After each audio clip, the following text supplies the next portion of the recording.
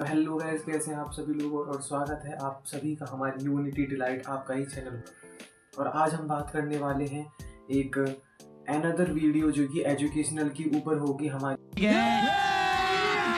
अभी मजा आएगा ना भिड़ो। और कुछ प्रॉब्लम्स जो मेन प्रॉब्लम्स होती हैं स्टूडेंट्स की लाइफ में कि वो स्टडी ढंग से नहीं कर पाता है, उन मेन प्रॉब्लम के बारे में बात करेंगे। तो चलिए वीडियो को स्टार्ट करते हैं। और अगर आपने हमारी इस YouTube चैनल यूनिटी डिलाइट को अब तक सब्सक्राइब नहीं किया है तो जल्दी से सब्सक्राइब कर दीजिए, साथ ही बेल आइकन का जो बटन है वो जल्दी से प्रेस कर दीजिए, और ताकि आपके पास हमारी इसी तरीके की एजुकेशनल इंफॉर्मेटिव वीडियो पहुंचती रहे। तो अगर आपने हमारी वीडियो को अब तक लाइक भी नहीं किया तो लाइक भी कर दीजिए। तो चलिए स्टार्ट करते हैं।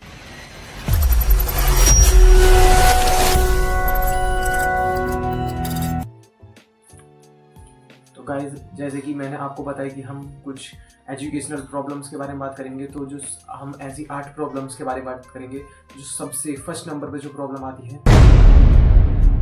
सभी स्टूडेंट्स की लाइफ में कॉमन हो जाती है, वो ये होती है फॉरगेट की प्रॉब्लम, फॉरगेटिंग की प्रॉब्लम। तो फॉरगेट की प्रॉब्लम होती क्या है, तो सुनिए ध्यान से, बनी रहिए। आपको वीडियो एंडिंग तक देखनी है, अगर आपने एंडिंग तक नहीं देखी तो आपको ढंग से कुछ वीडियो समझ में नहीं आ पाएगी। तो फॉरगेटिंग का मतलब क्या होता है, भूलना। आपने देखा होगा कि जैसे कि आजकल बहुत सारे बच्चों में कॉमन होता जा रहा है कि याद तो कर लेते हैं पर वो भूल जाते हैं उस चीज़ को। पेपर आते हैं तो उस पेपर की तरफ देखते हैं, और यार क्या लिखूंगा, पूरा पेपर मैं भूल गया, अच्छा खासा याद करके आया था। देखो, इसको सॉल्व करने के लिए क्या होती है, सबसे पहले तो हम ये बात कर लेते हैं ये प्रॉब्लम आती क्यों है। ये प्रॉब्लम इसलिए आती है क्योंकि कोई बच्चा 1 या 2 बार, बस ज़्यादा से ज़्यादा 2 बार किसी चीज़ को पढ़ लेता है, उसके बाद नहीं पढ़ता। मेरे को तो आता है सब कुछ, मैं क्यों पढ़ूँ, मेरे को तो आता है सब कुछ। यही तो उसकी सबसे बड़ी दिक्कत होती है। देखो, अगर कोई चीज़ तुम पढ़ते हो तो कम से कम तुम्हें उस चीज़ को 3 से 4 बार रिवाइज करना चाहिए। रिवाइज करोगे तभी आगे बढ़ोगे। इससे क्या होता है, जो हमने चीज़ याद करी होती है वो हमारी कंप्लीटली परमानेंट मेमोरी में फिट हो जाती है। ठीक है, उससे क्या होता है कि आप उस चीज़ को बार बार नहीं भूलते हो, और एक बार बार रिवाइज करने की वजह से वो आपके माइंड में फुल्ली फिट हो जाती है। जो दूसरी चीज़ होती है वो ये है कि दूसरे नंबर पर जो चीज़ आती है कि जब हम नोट्स कहाँ से बनाएं। टीचर बोलता है कि बेटा उस चैनल है उससे बना लियो, या गूगल पर वो वेबसाइट दे देगा उससे बना लियो। टॉपर के पास जाओगे, अरे भाई मैं तो उससे पढ़ा था, बहुत बढ़िया मास्टर है, बहुत बढ़िया पढ़ाता है। पर ऐसा कुछ नहीं होता। तुम्हें अपनी ही तरफ से जैसा तुम्हें कंफर्टेबल लगे, एज यू लाइक कंफर्टेबल, वही उसी तरीके से अपनाना चाहिए। चाहे तुम्हें गूगल से कंफर्टेबल लगे या तुम्हें किसी भी वेबसाइट से कंफर्टेबल है, यूट्यूब पे कोई पढ़ाता हो अच्छा खासा, अपने ऊपर डिपेंड करता है वो हमें कौन सा अच्छा लगता है। ठीक है, उसी तरीके से आपको नोट्स बनानी है। ये नहीं किसी के कहीं पे चले जाओ, नहीं, आपको नोट्स अपनी अकॉर्डिंग ही बनानी है। तीसरी जो प्रॉब्लम आती है भाई, वो होती है रात के सोने की प्रॉब्लम। कि भाई हमें तो कल हमारा एग्ज़ाम है, या हमारा एग्ज़ाम आने वाला है, नज़दीक है, और हम ऐसे दिन में भी हमें ज़्यादा टाइम नहीं मिल पाता, तो रात में पढ़ाई कैसे करें, हमें नींद आती है।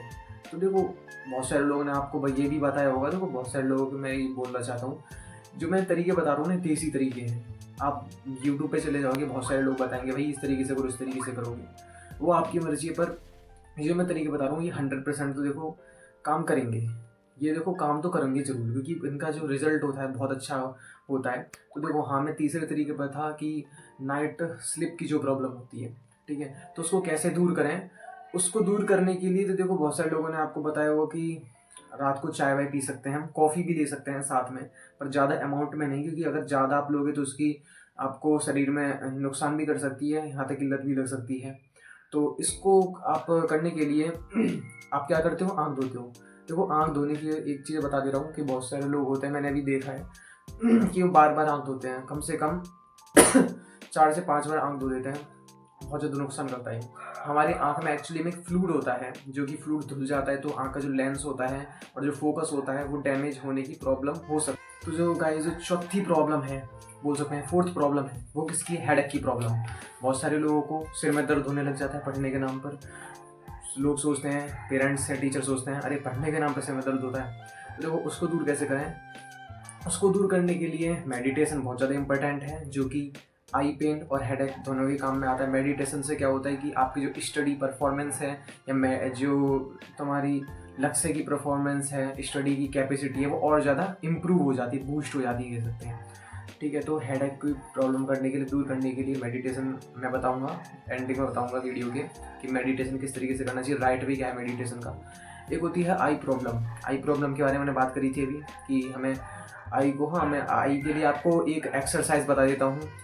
वैसे तो आपने ये देखा होगा कि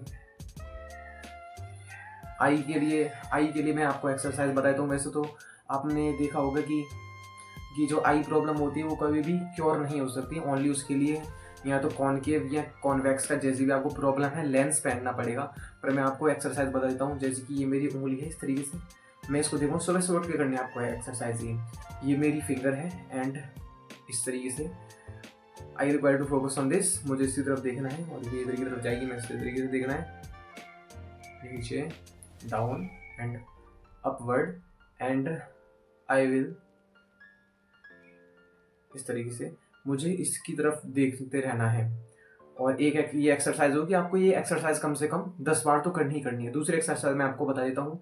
इस तरीके से ये है मेरी कम से कम 10 सेंटीमीटर की दूरी पर रखनी है और इसको देखना है, और जो बाहर की तरफ कोई चीज़ रखी है जैसे कि 10 मीटर की दूरी पर, उसको देखना है। इसको हम आई पुशअप्स भी कह सकते हैं। इसको फिर उसको, इसको फिर उसको, इसको भी आपको कम से कम 10 बार तो करना ही करना है।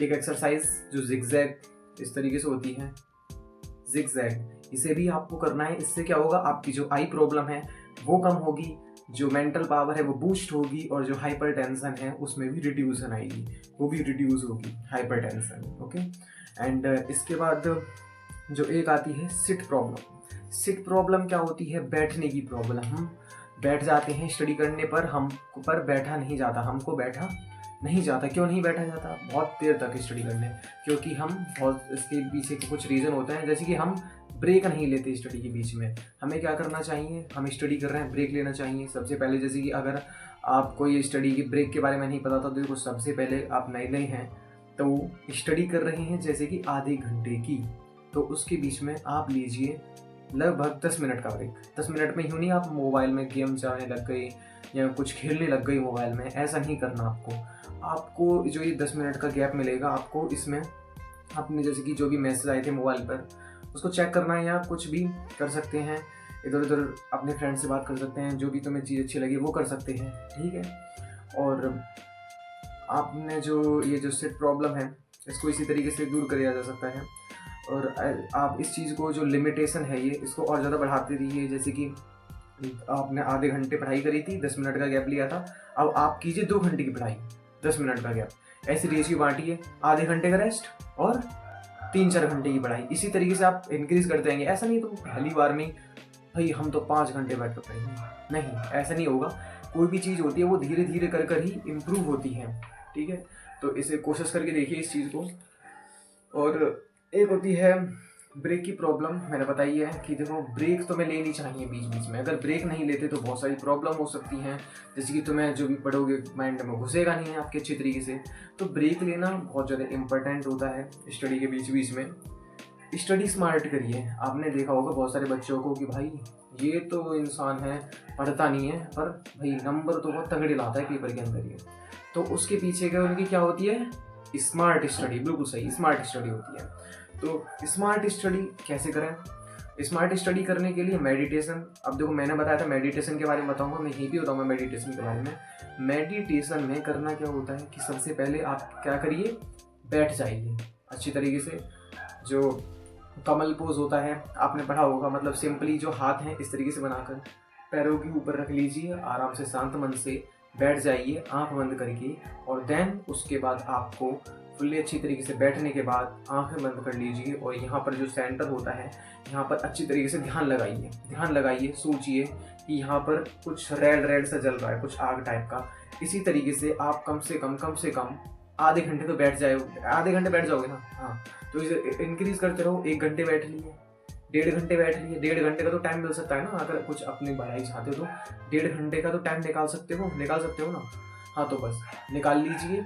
इस तरीके से आप अगर डेली ये करोगे तो कंसंट्रेशन इंक्रीज होगा, बूस्ट होगा, स्टडी की जो परफॉर्मेंस है वो इंक्रीज हो जाएगी, और जो आपकी टेंशन है स्टडी को लेकर वो भी बहुत ज़्यादा रिड्यूस हो जाएगी, ये मान लीजिए। कंसंट्रेशन इसी तरीके से करना है। और कंसंट्रेशन अगर आप करते हो तो उसके साथ ही आपको ये ध्यान रखना है कि सांस नॉर्मली लेनी है, सांस की आवाज़ नहीं आनी चाहिए आपको ज़्यादा, और ज़्यादा हिलना भी नहीं है। हाँ, हिलना भी नहीं है आपको ज़्यादा। एक होती है भाई फ़ोन की प्रॉब्लम। बहुत सारे बच्चे बोलते हैं हम बैठ जाते हैं, मोबाइल साइड में रख लेते हैं, पढ़ते रहते हैं, मोबाइल में मैसेज आता है, हम उठा के देखने लग जाते हैं। और अगर कॉल आता है तो अगर हम बहुत सारे हमने यूट्यूब पे वीडियो देख ली थी कि हम मोबाइल को साइलेंट करके देखना चाहिए और फिर हमें उठाना नहीं चाहिए मोबाइल, किसी का भी कॉल आ जाए, मैसेज आए तो उसके लिए मैं बता देता हूँ। आधे घंटे पढ़ोगे, उसके बाद जो 10 मिनट का गैप लोगे ना रेस्ट का, उसमें चेक कर ले करो मोबाइल में क्या भी मैसेज आया कि किसी ने कोई कॉल, इंपॉर्टेंट कॉल तो नहीं आया किसी का।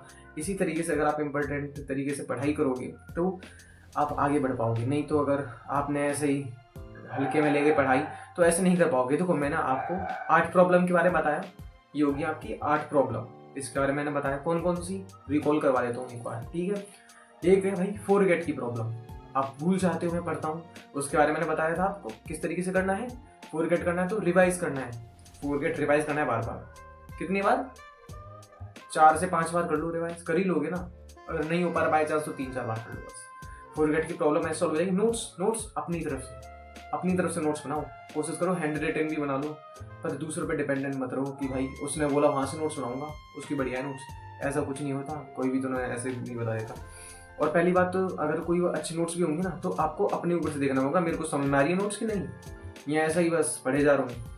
तीसरी प्रॉब्लम होती है नाइट स्लीप की प्रॉब्लम, मतलब रात में पढ़े जब नींद आती है। तो मैंने बताया किस तरीके से जो कॉमन चीज़ होती हैं, लोग चाय ले लेते हैं, कॉफ़ी ले लेते हैं, और मेडिटेशन का भी मैंने आपको बताया, सुबह उठ के मेडिटेशन करनी, उससे भी प्रॉब्लम क्योर हो जाएगी। और आंखों को बस ज़्यादा नहीं धोना चाहिए। आई प्रॉब्लम इसके अंदर कंटेन होगी आपकी, और हेडेक का भी मेडिटेशन से हो जाता है, वो भी हैंडल। सिट प्रॉब्लम होती है, सिट प्रॉब्लम बैठ के जाते पढ़ा नहीं जाता, उसके लिए मैंने बताया कि गैप लेते रहो बीच बीच में, और थोड़ा बहुत फिजिकल एक्सरसाइज कर ले करो बीच बीच में, ताकि आपकी जो थकान है, जो बैठने में दर्द होता है ज़्यादा देर तक, वो दूर हो जाएगा आपका, ठीक है। सिट प्रॉब्लम ऐसे दूर हो जाएगी। लॉन्ग टाइम स्टडी आप कर सकते हो इससे।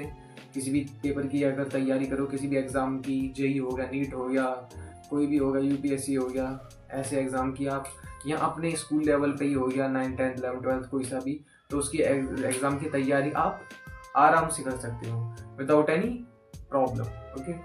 अब ब्रेक लेते रहना चाहिए आपको, ओके। और स्टडी स्मार्ट करिए आप। फ़ोन की मैंने बता ही दी आपको, जो गैप बीच में मिलता है उस टाइम में आप अपने फ़ोन की जो जितने भी होती हैं मैसेजेस उसको हैंडल कर सकते हो। ये सारा मैंने ओवरव्यू दे दिया है आपको, इतनी सारी चीज़ें मैंने आपको एक छोटी सी वीडियो में ही दे दी हैं। अगर आपको हमारी वीडियो जो है अच्छी लगी हो तभी लाइक करें, और अपने भाई को सपोर्ट ज़रूर करें, क्योंकि मैं डेली आपको आपकी स्टडी को इम्प्रूव करने के लिए बहुत ज़्यादा सोचता हूँ कि किस तरीके से आपकी स्टडी और ज़्यादा पहले से बेहतरीन करी जाए। और अगर आपने हमारे चैनल यूनिटी डिलाइट को अगर सब्सक्राइब नहीं किया है तो सब्सक्राइब कर दीजिए, इस वीडियो को भी लाइक कर दीजिए, बेल आइकन भी दबा दीजिए, तो हेल्प करिए अपने भाई की थोड़ा सा इम्प्रूव करने में, उसके सपोर्ट करिए थोड़ा सा। Thank you brothers and my sisters, all my friends.